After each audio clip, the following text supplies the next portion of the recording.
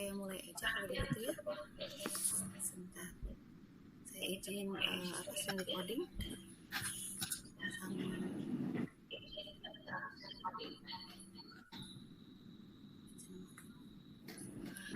sama mohon maaf mungkin teman-teman bisa buka kamera dulu untuk di awal Mirna. Oh ya, boleh buka kamera dulu sebentar ya teman-teman ya. Untuk awal aja.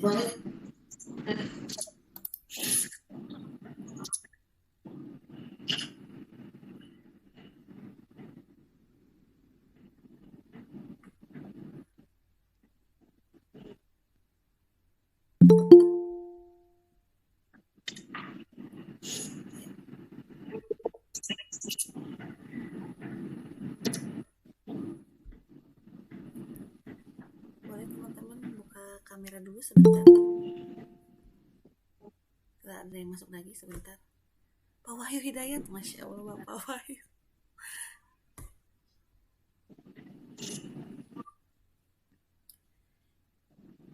Terima kasih Bapak Wilujeng Wengi, Bapak punten Pak diganggu waktu Pak Wahyu Hidayat. Terima kasih atas dukungannya yang luar biasa Pak. Baik, dimulai aja ya teman-teman. Mohon maaf agak lanjut. Alhamdulillah. Semangat, yuk semangat. Iya Bapak, makasih. Assalamualaikum warahmatullahi wabarakatuh. Ya, selamat malam guru-guru Bapak. Ya, terima kasih atas waktu dan terima kasih atas waktu dan kelegaan hatinya untuk ikut pengimbasan saya di budaya positif. Dan saya ucapkan terima kasih kepada Bapak Kepala Sekolah yang sangat luar biasa sedia memberikan dukungannya kepada CGP dari SPN 7 Depok. Ya, baik, terima kasih. Berikut saya presentasikan apa yang menjadi pengimbasan di modul 1.4 di CGP angkatan 6 ini.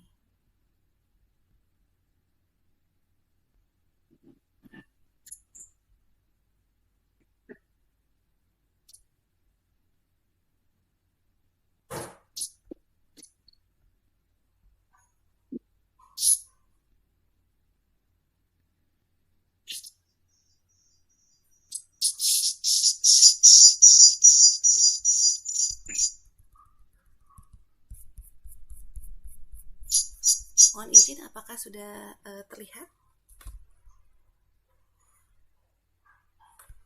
Izin teman-teman, apakah sudah terlihat? Sudah Bu Irma. Sudah Bu. Oke.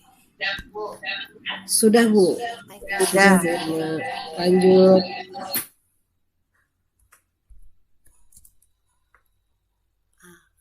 Baik, berikut diseminasi budaya positif yang telah saya lakukan.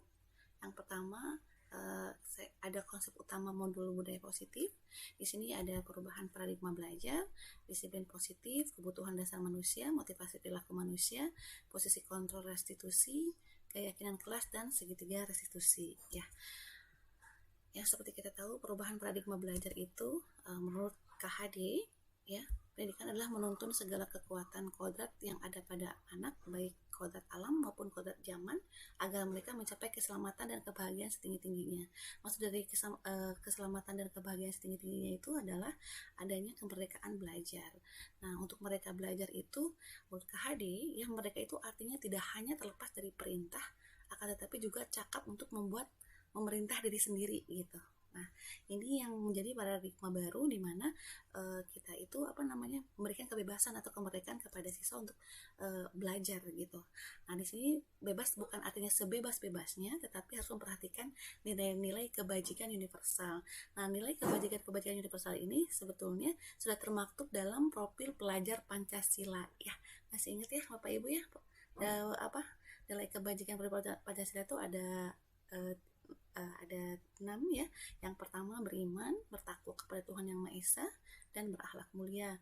Kemudian yang kedua adalah mandiri. Kemudian yang ketiga adalah bernalar kritis. Yang keempat adalah berkebinekaan global. Yang kelima adalah bergotong royong, dan terakhir adalah kreatif. Nah, kemudian di sini kita akan menciptakan iklim disiplin positif gitu ya. Nah, disiplin positif itu seperti apa? Disiplin itu rata-rata yang seperti kita ketahui, disiplin itu artinya belajar gitu ya. Atau rata-rata di sini kalau disiplin lebih cenderung ke sebentar ada yang masuk. Saya ambil dulu sebentar. Di peraturan. Oh iya betul ya, oleh peraturan ya. Kemudian di sini rata-rata disiplin itu dikatakan lebih cenderung ke tidak nyamanan biasanya ya dalam budaya kita tuh. Maka disiplin itu menjadi sesuatu yang dilaksanakan seseorang pada orang lain untuk mendapatkan kepatuhan, cenderung menghubungkan disiplin itu dengan ketidaknyamanan. Sedangkan sebagai pendidik, tujuan kita itu adalah menciptakan anak-anak yang memiliki disiplin diri sehingga mengacu pada nilai-nilai kebajikan universal dan memiliki motivasi intrinsik bukan ekstrinsik gitu ya. Nah, disiplin positif sini merupakan salah satu penerapan disiplin yang bertujuan untuk menumbuhkan kesadaran anak untuk melakukan sesuatu tanpa sogokan, ancaman maupun hukuman gitu ya. Rata-rata di sini kan kita biasanya kalau anak-anak dalam ngerjain PR gitu kan ya, mereka rata-rata menghindari hukuman gitu ya. Padahal kita itu di sini tujuannya itu untuk menumbuhkan motivasi intrinsiknya di dalam diri bahwa PR itu merupakan suatu kebutuhan dia gitu ya untuk memahami materi yang dia pelajari. Kemudian di sini ada teori kontrol. Disiplin positif itu ada hubungannya dengan kebutuhan manusia, 5 posisi kontrol, teori motivasi, gitu kan ya. Nah, di sini yang akan kita pilih sebentar adalah kebutuhan dasar manusia.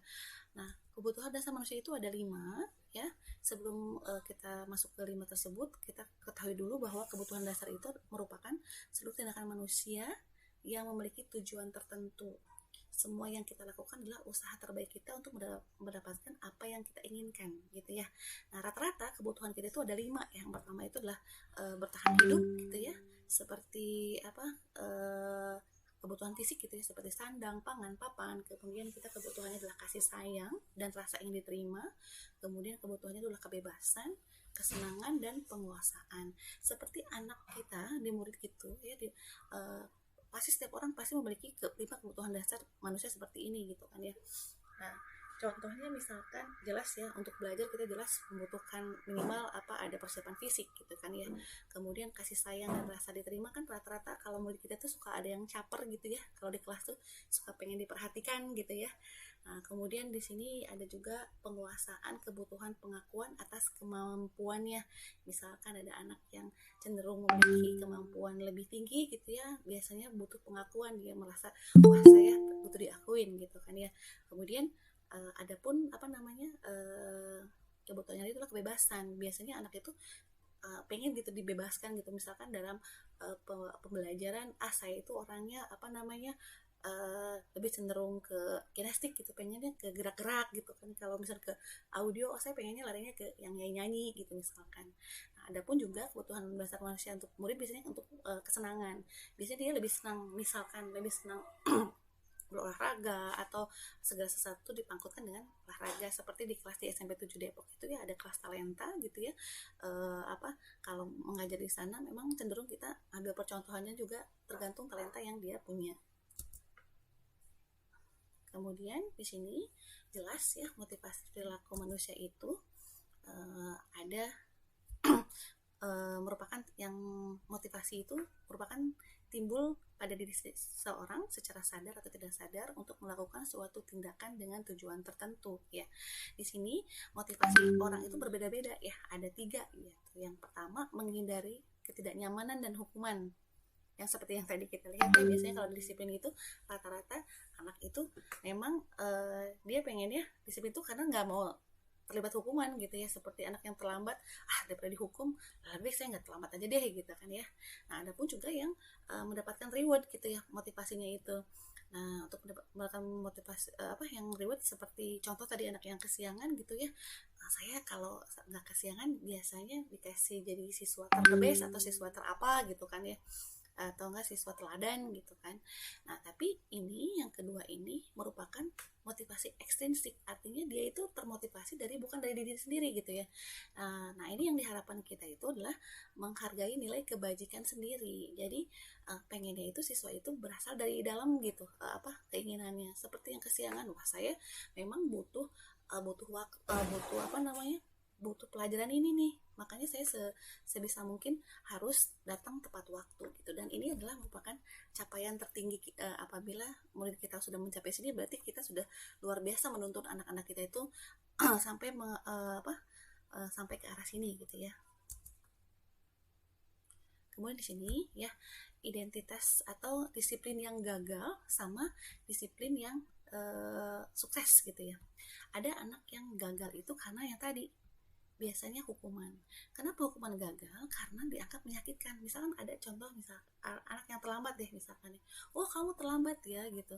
Kalau terlambat itu biasanya misalkan dikasih hukuman, kamu nggak boleh pakai sepatu kalau zaman saya dulu gitu ya. Waduh, itu sangat menyakitkan gitu kan ya. Apalagi dipermalukan gitu. Misalkan, wah kamu nggak terlambat ya, pasti kamu nyeker gitu kan, atau bahasa Sunda tuh nyeker tuh apa ya, tidak beralas kaki gitu kan. Nah itu pasti artinya menyakitkan. Kemudian ada ketidaknyamanan untuk murid anak untuk jangka yang panjang gitu ya, sehingga dia menjadi korban ketidakadilan. Kemudian murid pun akan tersakiti, ada perilaku pasif agresif meningkat, sistem tidak akan berjalan bila murid tidak takut ya. Kemudian berlaku hanya pada institusi saja, misalkan kadang sama si bapak ini atau sama si ibu ini nggak dihukum, ya udah deh saya nggak akan saya terlambat ya kalau dijagain sama si bapak anu gitu atau si ibu anu gitu, biasanya gitu kan. Kemudian biasanya itu membenci peraturan gitu ya. Sedangkan identitas yang sukses itu ketika ada konsekuensi dan ada restitusi. Nah, yang dimaksud dengan konsekuensi biasanya di awal sudah dikatakan bahwa misalkan yang tadi terlambat, kamu konsekuensinya harus misalkan membantu petugas piket misalkan, seperti itu ya.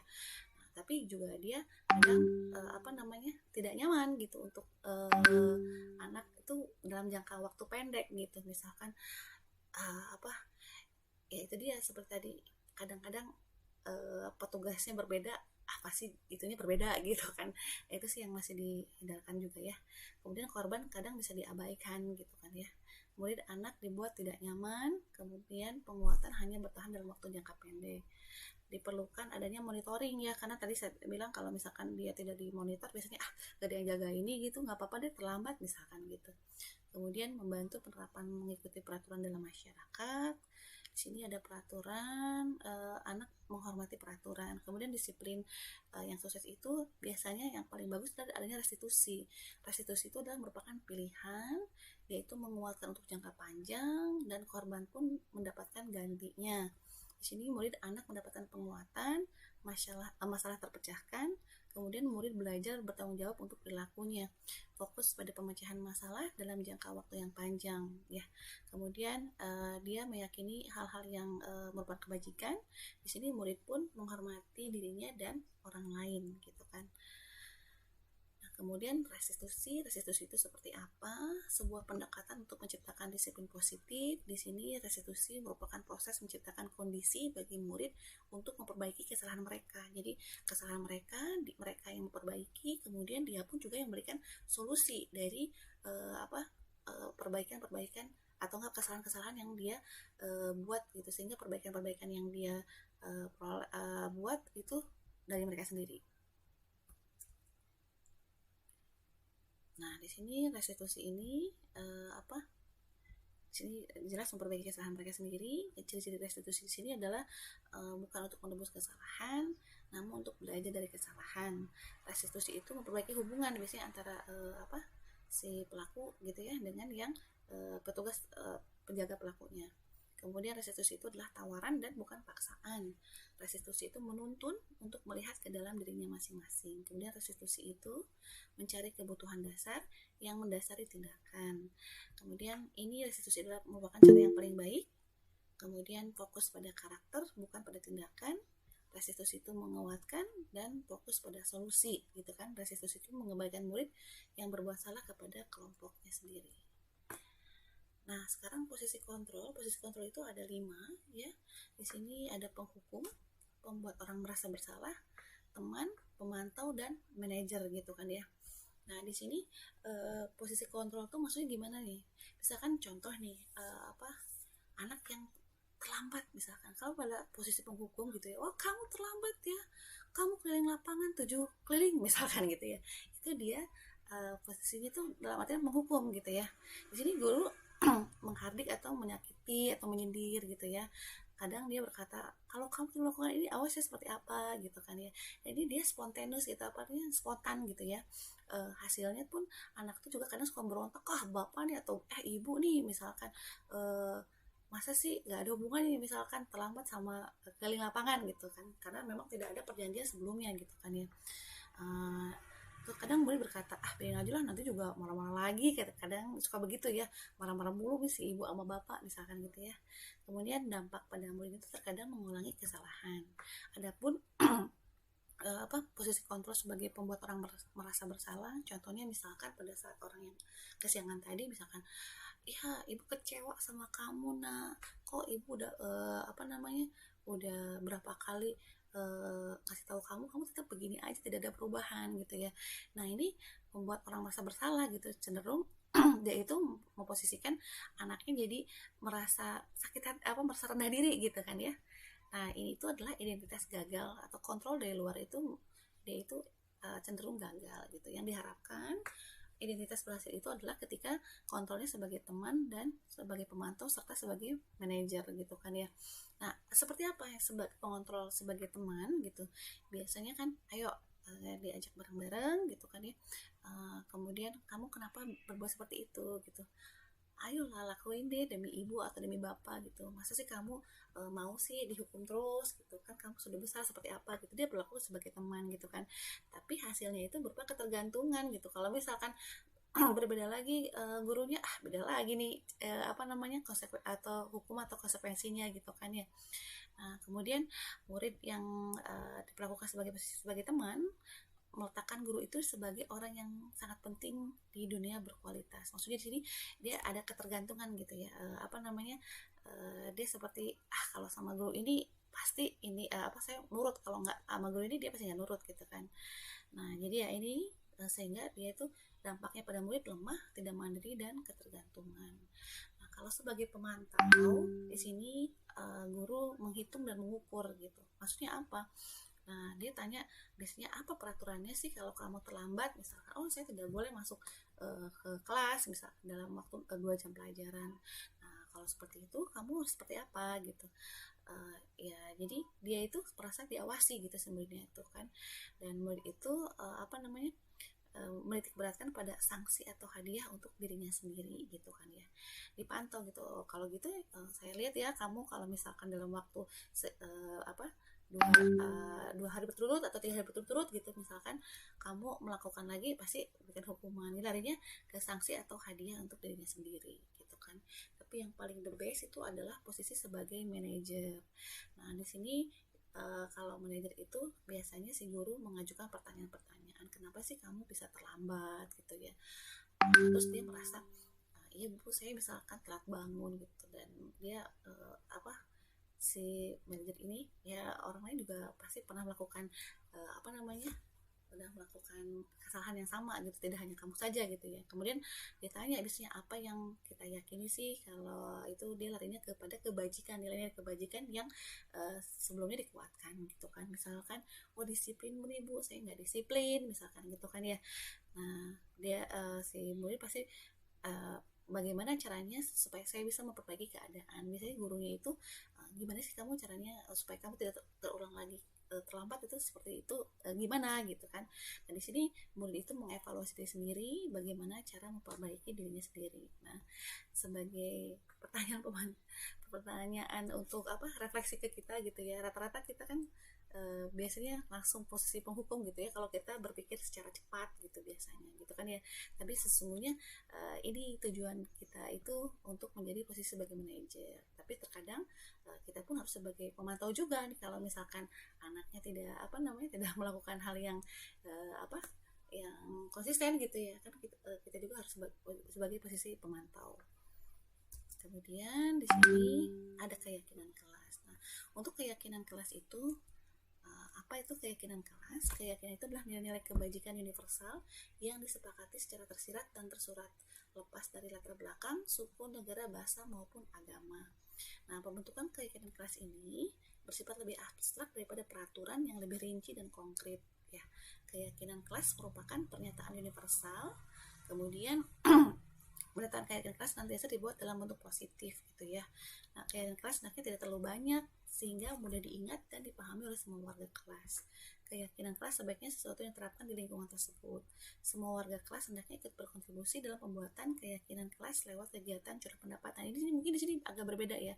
Saya mungkin waktu pas di awal pelajaran selalu bikin kesepakatan kelas gitu. Kalau kesepakatan kelas itu cenderung satu arah gitu dari guru biasanya, tapi sebaiknya dua arah gitu. Nah, di sini untuk membuat keyakinan kelas gitu diharapkan terdapat dua arah gitu kan ya, dari murid dan dari gurunya, supaya dia memunculkan nilai kebajikan dan diyakini bersama-sama gitu kan ya, sehingga kemudian dilaksanakan, ditinjau kembali setiap dari waktu ke waktu.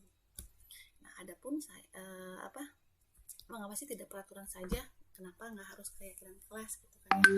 Nah, rata-rata kalau misalkan mengapa kita memiliki peraturan harus menggunakan helm bila mengendaraan kendaraan roda 2 gitu kan. Kalau misalkan ada yang jaga aja gitu kan itu tidak baik gitu kan ya, karena dia tidak meyakini gitu ya bahwa dibutuhkan keselamatan gitu kan ya. Itu sih yang mesti dijaga gitu, salah satu contohnya gitu kan. Nah, rata-rata kan kalau kita nggak pakai helm karena nggak ada yang jaga, nggak ada polisi nih misalkan gitu kan. Nah, itu juga sama nih, mengapa kita memiliki peraturan 3 meter, menggunakan masker, mencuci tangan dan menjaga jarak waktu zaman pandemi gitu ya.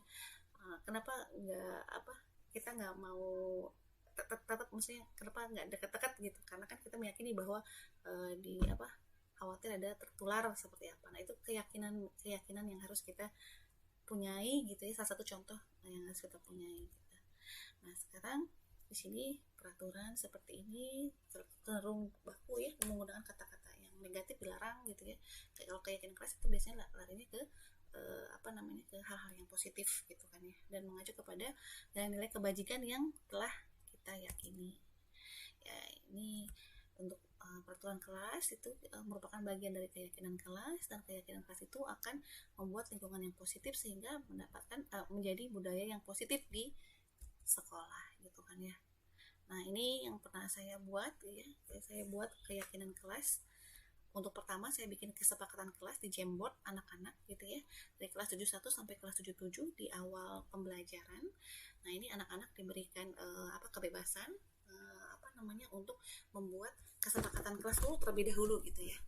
Nah, rata-rata kan saya bilang anak-anak apa nih kesempatan kelasnya, harus sabar, damai, sopan dan seterusnya gitu kan ya. Kemudian kita arahkan menuju ke kebajikan gitu kan ya. Nah, akhirnya diperoleh kesempatan kelas 72 nih, kita ambil contoh dalam kelas 72, mereka bilang ketika guru sedang menjelaskan harus didengarkan. Nah, maka di sini saya ajak ke anak-anak nih, kira-kira nilai kebajikannya apa? Saling menghormati Bu, ketika ada yang berbicara, itu pun juga berlaku dua arah gitu kan ya. Berlaku dua arah, dari murid ke siswa, atau dari murid ke guru atau guru ke murid gitu kan ya. Sama-sama harus saling menghormati pendapat. Kemudian di sini ada penggunaan HP saat diizinkan saja, atau enggak tidak boleh bermain HP saat jam pelajaran. Ini rata-rata disiplin dalam penggunaan handphone gitu ya. Di sini nilai kebajikannya adalah disiplin dalam penggunaan handphone, penggunaan waktu gitu kan ya. Kemudian yang keempat tidak boleh makan, berarti disiplin dalam waktu gitu ya. Yang kelima tidak rusuh dan berteriak-teriak. Nah, di sini berarti artinya dia fokus ke dalam pelajaran. Berarti yang diambil kebajikan itu adalah antusias atau proaktif dalam pembelajaran. Kemudian yang ke-6 dan ke-7 gitu ya, yang ke-6 tidak boleh keluar kelas, mungkin olehnya kedisiplin waktu. Yang ke-7 jika melanggar push up sebanyak 10 kali. Nah, kita menggunakan restitusi gitu ya, penggunaan segitiga restitusi. Sedangkan yang nomor 4 ini permintaan saya gitu, jujur dalam bersikap gitu. Semoga bisa dipahami Bapak Ibu ya, ada kesepakatan kelas, ada keyakinan kelas. Kalau kesepakatan kelas mungkin maunya kelas itu seperti apa, kemudian keyakinan kelas itu kita arahkan menuju hal-hal yang positif atau merujuk pada ke nilai kebajikan. Kemudian terakhir ada segitiga restitusi. Nah, tadi kenapa sih ada restitusi gitu ya, nggak ada jika melanggar push up sebanyak 10 kali gitu kan ya. Nah, segitiga restitusi itu adalah tadi restitusi itu dari siswanya kita arahkan ke dalam kebajikan yang buat kesepakatan kelas atau kesepakatan kelas, kemudian ke keyakinan kelas. Nanti kalau dia sudah yakin dengan keyakinan kelasnya, ketika dia melanggar gitu kan ya, berarti akan kita jalankan 3 segitiga restitusi ini. Yang pertama itu adalah validasi menstabilkan identitas ya, kemudian validasi kebutuhan, kemudian menanyakan keyakinan gitu ya. Nah, di sini ada 3 langkah. Kita bahas satu persatu. Untuk menstabilkan identitas, biasanya guru berkata perbuat salah itu hal yang manusiawi, tidak ada manusia yang sempurna gitu ya. Bapak atau ibu juga selalu buat kesalahan gitu. Kita pun pasti bisa menyelesaikan permasalahan ini gitu ya. Nah, kemudian kita cari tahu kebenaran itu seperti apa gitu. Kemudian langkah selanjutnya itu adalah validasi kebutuhan. Nah, di sini membantu siswa mengenali kebutuhan yang dia ingin penuhi gitu. Misalkan tadi contohnya apa ya tadi, misalkan yang terlambat gitu kan, mungkin dia kebutuhannya seperti apa, saya terlambat ada yang iseng gitu, atau enggak iseng saya terlambat malas pelajaran pertama siapa gitu, mungkin dia kesenangannya tidak mau gitu ya diganggu, atau enggak dia memang terlambat, mungkin lebih cenderung ke kebutuhannya dia itu apa, tidak disiplin gitu ya. Nah, biasanya guru berkata, kamu bisa saja kan melakukan hal yang buruk, tapi kamu tidak melakukannya. Atau kamu pasti punya alasan kenapa melakukannya, gitu kan ya. Nah, ini yang biasanya suka kita tanyakan, alasannya kamu apa sih, gitu kan ya. Nah, itu biasanya, kemudian apa yang penting bagi kamu boleh tetap berusaha menjaga sikap itu, tapi tambahan sikap yang lain yang baru apa, gitu kan ya.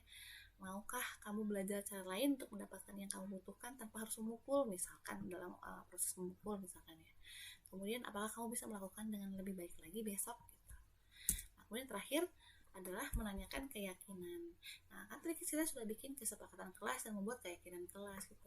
Apabila ada hal yang dilanggar gitu ya, seperti misalkan nyontek gitu ya, dia nggak jujur nih, apa kita tanyakan keyakinan kelas kamu apa gitu. Oh, saya misalkan Bu nyontek, Bu tidak jujur. Nah, kalau begitu supaya kamu bisa supaya jujur seharusnya seperti apa, atau bagaimana cara kamu menebus kesalahan kamu, misalkan seperti itu ya. Nah, mungkin itu saja contohnya ada di YouTube gitu ya. Salah satu contoh yang sudah saya lakukan di SMP Negeri 7 Depok gitu ya. Saya dilihat sebentar ya, kita punya waktu 3 menit lagi ya.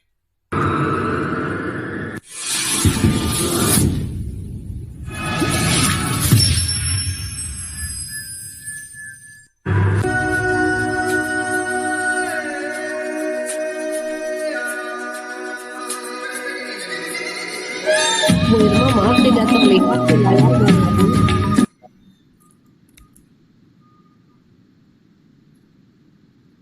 Tidak share screen ya? Belum share screen.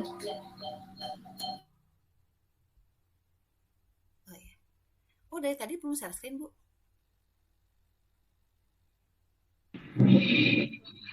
Iya, dari tadi belum share screen. Saya pikir tadi nggak ada tampilan apa-apa. Saya pikir Bu Irma tidak menampilkan tadi. Oh, dari tadi saya menampilkan share screen.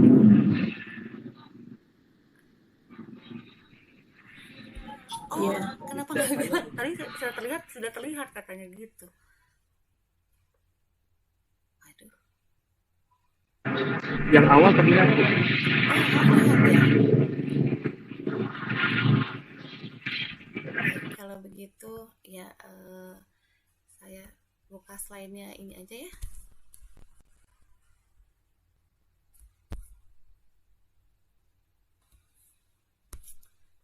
Dari mana nih yang belum terlihat nih? Iya, baik.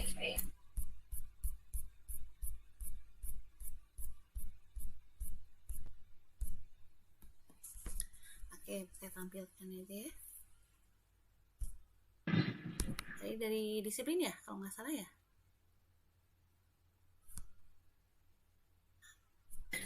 Ya, saya tampilkan aja seperti ini ya, apa ya?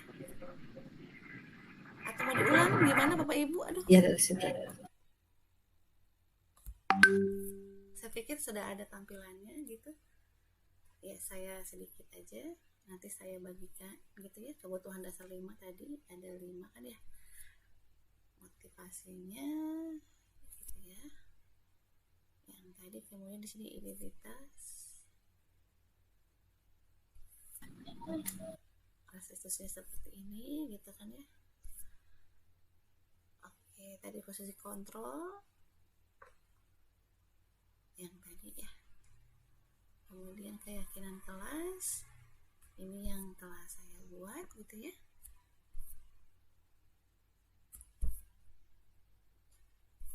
Kelas berapa tuh?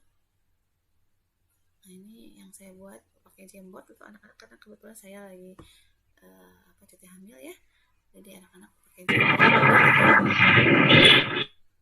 Kemudian di sini keyakinan kelasnya ditandatanganin sama anak-anak gitu ya. Salah satu contoh keyakinan kelas yang dibuat seperti tadi ya.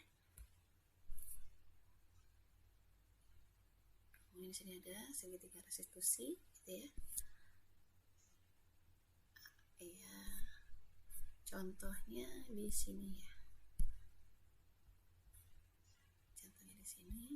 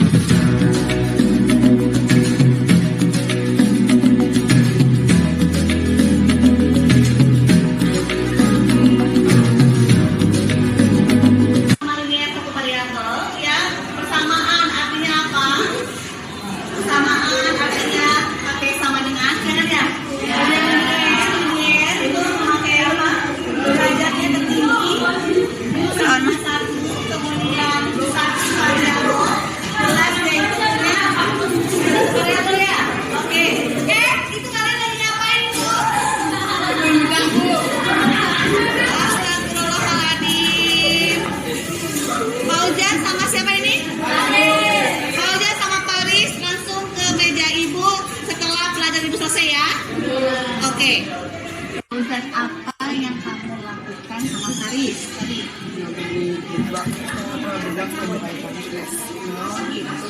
Kenapa kamu lakukan itu? Iseng aja. Iseng ya? Oke ya. Kamu kan bukan satu-satunya orang yang iseng. Nah, sekarang saya tanya, kamu ingin apa ya? Supaya memenuhi keisengan kamu itu gitu ya? Ada nggak cara yang lebih lain gitu selain mengisengi teman kamu, menyalurkan keisengan kamu itu? Ada cara lain? Dengan bermain sama teman-teman. Itu lebih positif, bermain sama teman-teman kan ya? Ya. Nah, saya mau tanya, cita-cita kamu udah bisa jadi apa? Saya Pintar-pintar ada yang iseng, nggak iseng gitu membunuh orang kan? Nggak mungkin kan? Ya, pintar mah harus lebih bijaksana dalam tindakan, gitu kan ya? Nah, sekarang saya tanya deh, keyakinan kelas apa yang kamu langgar dalam kesepakatan kita? itu teman Apa itu? mengambil tidak Ya, tidak menghargai orang lain. ya, itu enggak. Nah, sekarang supaya kamu langkah apa kira-kira ya supaya si Haris bisa kembali dia sakit hati gitu, Minta maaf. minta maaf. Selanjutnya apa? Kedepannya dan minta maaf bikin lagi gitu. Bukan lain saya dan lain. Dan pergi dengan dari yang tinggal ya bisa ya Paris ya. Oke, kalau begitu terima kasih atas waktunya. Mudah-mudahan kedepannya ada perubahan, tidak lagi iseng-iseng, keisengannya disalurkan kepada hal-hal yang positif ya. Oke, Ibu ya, terima kasih ya. Oke ya. Oke, Fauzan. Oke, baik. Apa namanya? Itu mungkin apa yang bisa saya tampilkan Bapak Ibu ya. Ada pertanyaan ataupun ada hal-hal yang mesti kita bahas atau tanggapan atau seperti apa, boleh silahkan raise hand atau gimana. ada pertanyaan tidak? Mudah-mudahan cukup jelas atau gimana? Ada ceritanya nggak Bu? Boleh, silakan Pak Danu. Saya boleh nanya Bu? Boleh Bapak, silakan. Suara saya jelas ya Bu? Gimana Pak Danu? Suara saya jelas Bu, mohon maaf. Suaranya Bapak lagi di jalan ya Pak ya? Suara saya jelas ya? Nggak begitu jelas Pak. Ya, tapi coba. Iya. Atau saya ketik aja nggak apa-apa Bu? Boleh diketik Pak, silakan diketik. Yang paling 2 pertanyaan Oh, saya coba dulu. khawatirnya sudah melebihi waktu. Atau saya coba. Mangga. Yang lainnya ada yang mau ditanyakan dulu atau gimana? Ini Bu mau tanya, kan tadi Ibu sampaikan membuat kesepakatan atau keyakinan kelas itu yang dilakukan kan di awal, mungkin di awal pembelajaran itu saat baru mulai ketika kita berjalan atau mungkin bagaimana anak itu meminta yang sudah mereka Gimana? tulis gitu yang sudah keyakinan kelas gitu. Gimana Pak Danu? Pertanyaannya kurang jelas Pak, maaf. Iya, bentar saya ketik aja Bu ya, mohon maaf.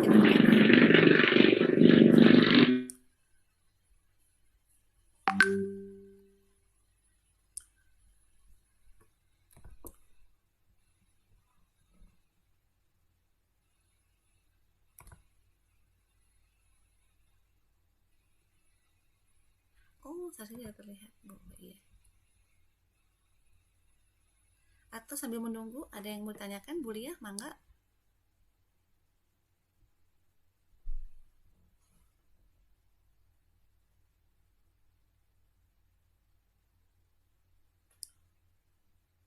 Ya, kita tunggu dulu Pak Danu, sepertinya lagi di jalan ya Pak ya.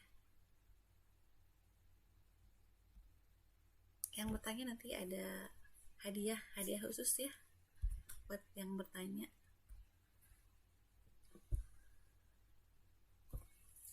Hadiahnya apa ya nih? Hadiahnya apa nih? Silahkan, ada yang mau bertanya atau gimana? Mudah-mudahan cukup jelas ya nanti, insya Allah sih PDF-nya. Yes. Iya, mangga silakan Bu ya. Ya Bu Irma, saya sebentar suaranya mendenging sebentar. Ya, saya mau bertanya tentang tadi dengan keyakinan kelas gitu ya. Perbedaannya dengan aturan. Kalau saya melihat gitu ya, sebetulnya urgensinya sama ya kalau dilihat dari isinya antara aturan, karena dulu saya gitu dulu ya kemarin di awal pembelajaran saya pun sama selalu melakukan kesepakatan kelas gitu. Kalau saya kesepakatan kelas, tapi memang tidak dihubungkan dengan nilai-nilai kebajikan yang tadi Bu Irma bahas ya, karena belum mengenal nilai-nilai dihubungkan dengan nilai-nilai itu. Apakah sebetulnya keyakinan kelas itu sama dengan kesepakatan kelas karena sama-sama disepakati bersama gitu Bu Irma? Mungkin itu gitu. Apakah hanya beda nama saja gitu atau beda-beda tipis tuh gimana Bu Irma? Mungkin itu saja. Terima kasih. Iya, terima kasih Ibu Lia. Kok Komaria luar biasa sekali pertanyaannya. Mungkin juga ini hal yang baru gitu ya buat saya, juga hal yang baru karena memang rata-rata kita suka membuat kesepakatan kelas. Saya biasanya di awal pembelajaran suka bikin kesepakatan kelas, kita pengennya seperti apa supaya kedepannya gitu tidak ada permasalahan di tengah atau di akhir ya. Cuma ada perbedaan Bu. Yang pertama itu kesepakatan kelas sama keyakinan kelas. Kalau kesepakatan kelas itu lebih cenderung ke aturan gitu ya. Yaitu biasanya biasanya masih menggunakan kata-kata yang negatif, misalkan tidak boleh menyontek misalkan gitu kan ya. Nah, itu mungkin salah satu kesepakatan kelas. Nah, kesepakatan kelas ini saya giring menjadi keyakinan kelas. Keyakinan kelas ini di sini berujuk pada nilai-nilai kebajikan yang universal seperti yang ada dalam profil pelajar Pancasila. Salah satunya itu adalah misalkan contohnya tidak boleh menyontek misalkan gitu ya, berarti nilai kebajikannya itu mereka harus jujur gitu misalkan. Nah kita giring supaya berdasarkan teori kontrol gitu ya, kalau ada kata-kata tidak boleh gitu kan ya, sebetulnya kan memang organisasinya sama kata Bu Lia kemarin, betul gitu, tapi kita harus bikin suatu ilusi gitu ya Bu ya, supaya anak itu tergiring gitu dengan sendirinya, karena yang ditimbulkan itu pengennya motivasi intrinsiknya yang keluar gitu, jangan sampai nggak boleh kalau sama si bapak itu boleh, sama si ibu ini nggak ketahuan bisa gitu misalkan gitu ya, nyontek gitu kan. Tapi kalau ketika dia ketika kasih keyakinan kelasnya gitu bahwa kamu tuh harusnya jujur gitu kan ya, ketika dia sadar dengan betul bahwa dia harus jujur, maka ketika pelajaran siapapun atau guru apapun, insya Allah gitu dia itu pasti akan memegang nilai kebajikan yang diyakini menjadi keyakinan kelas. Nah salah satu perbedaannya itu biasanya menggunakan kata-kata positif untuk keyakinan kelas, yang negatif itu untuk yang kesepakatan kelas. Yang kedua itu biasanya kalau kesepakatan kelas itu biasanya cenderung satu arah gitu ya, biasanya dari guru aja gitu, biasanya permintaan guru gitu kan. Nah tapi kalau misalkan keyakinan kelas biasanya dia dua arah kan, kita ajak dari anak-anak gitu, kita ngobrol bareng gitu, kita buat kesempatan kelas lalu dibikin ke keyakinan kelas. Selain itu kalau zaman dulu itu kita hanya oral saja gitu anak-anak ya, tanpa dituliskan ke dalam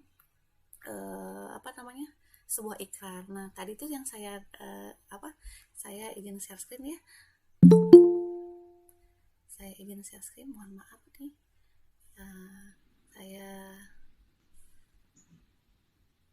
ambil contoh keyakinan kelas itu gitu lebih diikrarkan gitu ya, anak-anak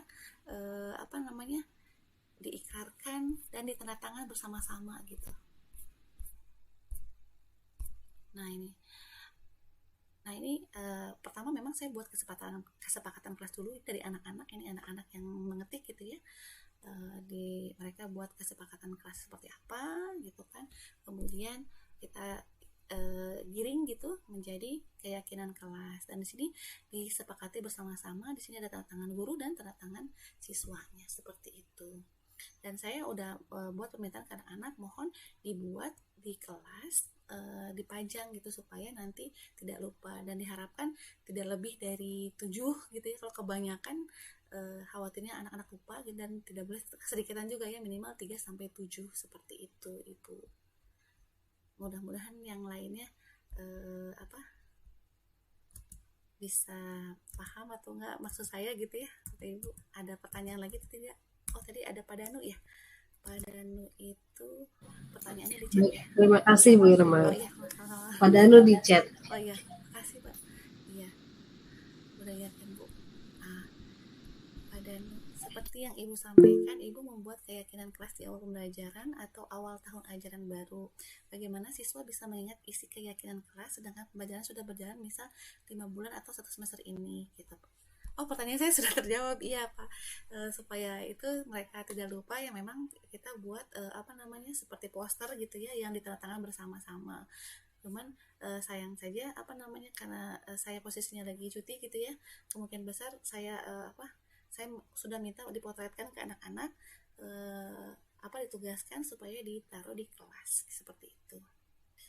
Baik, Pak Danu gimana? Oh Bu Mega, iya mangga silakan, ada pertanyaan Bu Mega. Bu Mega sepertinya Raisen, Bu Irma. Iya silakan. Ibu Mega.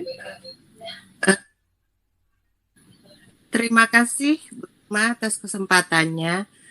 Untuk keyakinan kelas tadi yang seperti Ibu paparkan tadi, apabila anak tidak melaksanakan, seperti apa sanksinya, atau walaupun itu sudah ditandatangani bersama, namanya anak-anak, terkadang mereka sudah membuat kesepakatan atau keyakinan kelas, tapi mereka tidak melaksanakannya seiring dengan berjalannya pembelajaran. Bagaimana itu Bu? Mohon penjelasannya. Terima kasih. Baik, terima kasih sekali Ibu Mega, luar biasa sekali pertanyaannya. Nah ini juga ya kita lebih cenderung ke tadi ke 5 posisi kontrol. Apakah kita sebagai penghukum gitu ya, apakah sebagai teman, sebagai manajer gitu kan ya.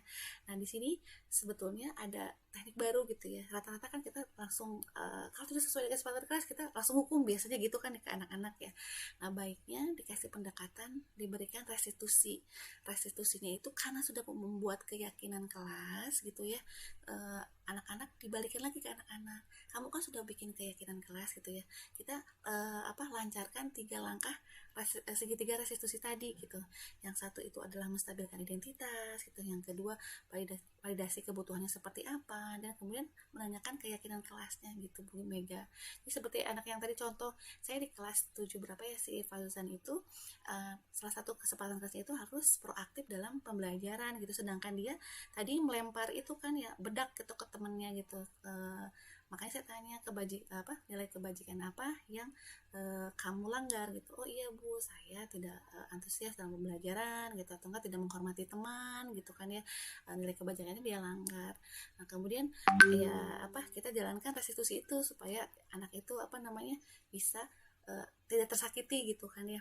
Nah kalau seperti itu kita ajak validasi dulu identitasnya gitu ya, kenapa kamu melakukan hal tersebut gitu kan ya, kemudian apa yang mendasari hal-hal seperti itu gitu kan ya.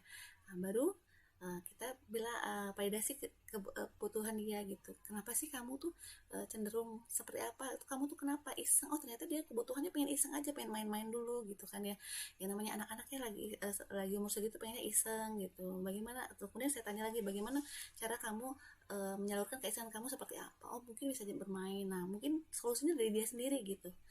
Akhirnya saya tanya dari kebajikan apa yang kamu langgar gitu kan ya. Nah seperti apa solusinya supaya si teman kamu tidak sakit. Jadi dikembalikan lagi ke anak-anak, karena anak-anak yang membuat nilai keyakinan kelasnya, dan ketika dia melanggar, kembalikan lagi ke anak-anak tersebut. Dengan solusinya itu salah satunya itu menggunakan langkah-langkah segitiga restitusi.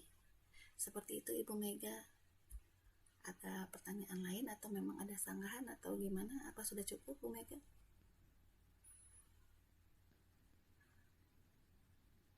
Halo. Terima kasih atas penjelasannya yang sangat luar biasa ini. Lanjut Bu Irma, terima kasih. Ya lanjut Bu Irma, terima kasih, sangat jelas penjelasannya. Terima kasih Bu Mega. Baik, ada pertanyaan lagi atau kita cukupkan saja ya, karena sudah melewati waktu ya. Sudah ada 3 pertanyaan tadi. Terima kasih atas waktunya yang luar biasa Bapak Ibu ya.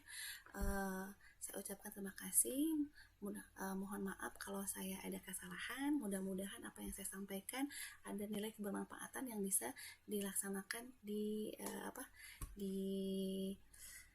kelas kita masing-masing gitu. Mungkin itu saja dari saya. Untuk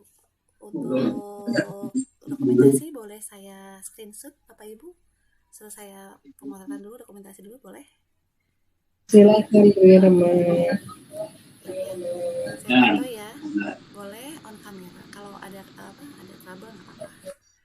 Baik ya, 1, 2, 3, senyum terbaik. Iya, terima kasih Bapak Ibu. Ya untuk tadi 3 penanya,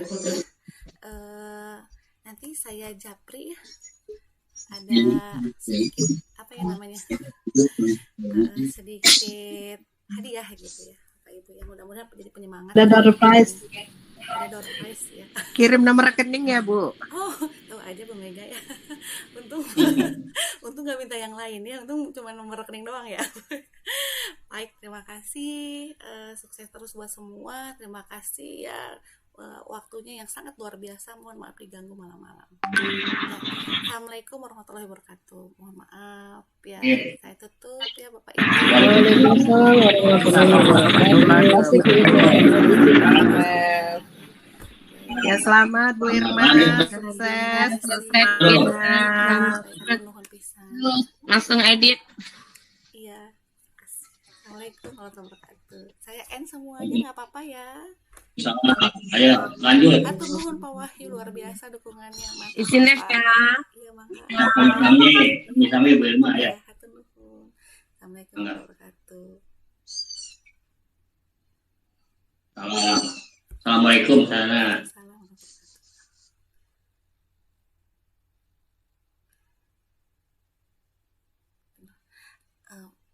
Bulia, kalau tadi nggak kelihatan screennya, tapi di PowerRec bisa kelihatan kan Bulia ya? Bisa sih. Oh ya udah, di WIPA bisa kelihatan. Bisa kayaknya sih, tapi mudah-mudahan ya. Bismillah aja kalau nggak double. Oh kalau di rekam layar bisa kelihatan ya Bu Irma ya? Iya, tapi nggak Di kelihatan. rekam layar mah kelihatan kali kan ngerekam layar Bu Irma. Iya, tapi kalau misalkan Nggak ke apa? Iya, kalau misalkan di handphone kayaknya enggak ya, karena tadi screen recordingnya nggak ini ya. Nggak kelihatan. Oke, Bismillah ya, mudah-mudahan bisa ya. Di handphone saya ya sukses lah, tinggal diedit, tinggal gambar tambah halaman depan, covernya aja, tinggal tambah cover sama ending, udah. Maafkan aku ya, maaf ya udah ya udah. Waalaikumsalam. Terima kasih suamiku ya. Ayo, waalaikumsalam. Terima kasih Bu Lia.